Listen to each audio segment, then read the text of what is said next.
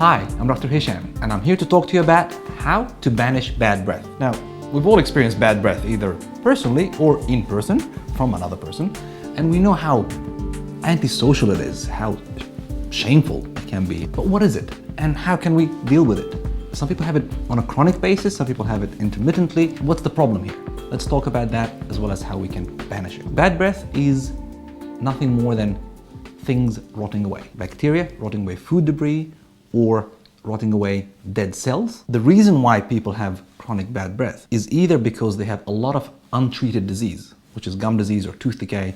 Basically, if you've got a hole in your tooth, the tooth is decaying, it's rotting because of the bacteria and the acids. That can't smell good. Gum disease, bacteria growing around and underneath your gum line and rotting away things there, of course can't smell good. And it doesn't, I can tell you, it's a horrible smell. And of course, just the presence of food debris in between your teeth, even if you don't have gum disease, or food debris on your tongue or something like that, rotting away, smelling bad. Same story, different scenario. The first thing is to check, make sure that you don't have any of these diseases in any severity. And if you do, you have to have them treated. You can't prevent something while you have an active disease process going on. So you've got to treat that first. So find a good dentist, a good dental professional who will help you treat these problems. However, treating these problems does not prevent them from happening again either.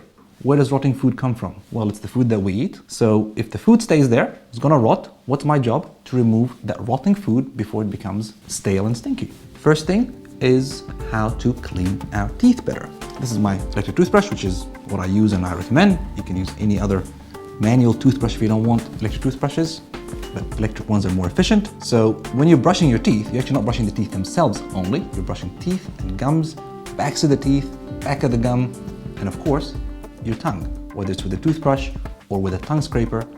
It's your choice. Just make sure you clean away that sticky debris that's built up all around. 2 minutes of brushing your teeth and your gums to get all around your mouth properly is very important, twice a day.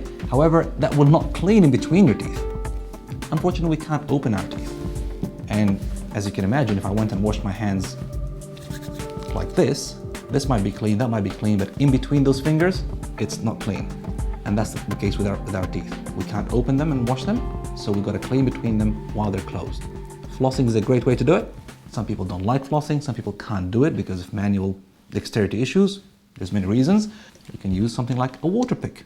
Again, that's what I like to use. So you put that in between your teeth and you turn it on and it blasts away all that sticky, slimy, rotting food. We call it plaque, but what it is, it's sticky, slimy, rotting food. Don't leave it there. It stinks and causes disease.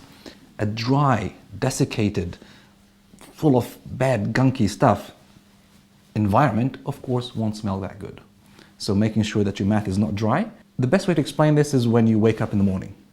Even if you have a clean mouth and you don't have any disease, you will always have more smelly breath in the morning than in any other time during the daytime.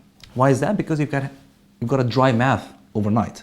Once you start to clean your mouth, you start drinking, you start eating, saliva starts flowing, things start to get better. If you have a dry mouth all day long because you're heavily medicated, you're heavily stressed, chronically stressed, heavy drinking, alcohol, lots of caffeine, or simply just not enough water, then of course you'll have a much worse smelling mouth all day long because you're growing many more of those bad bacteria and the food is staying there and it's not slipping away and all these things. So one of the main things is making sure your mouth stays moist and you stay hydrated. And the last thing you want to think about when you're dealing with bad breath is volatile sulfur compounds.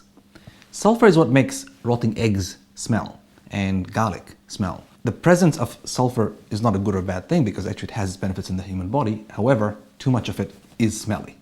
So there are certain products and ingredients that directly deal with that. We have some of these main ingredients in the mouth rinse, in the Ozospa mouth rinse, the sodium chloride and the zinc. They actually bind to that, what we call volatile sulfur compounds, that are produced by bacteria or anything else that you eat and inactivate that. Obviously it doesn't go all the way down to the stomach, so if you've had too much garlic, some of that smell will come up from inside, not just from within your mouth. However, what's inside your mouth, we can deal with that very nicely by inactivating those volatile sulfur compounds. To give yourself and those close to you a head start, use the Ozospa Balancing Oral Care System. Click below to order now.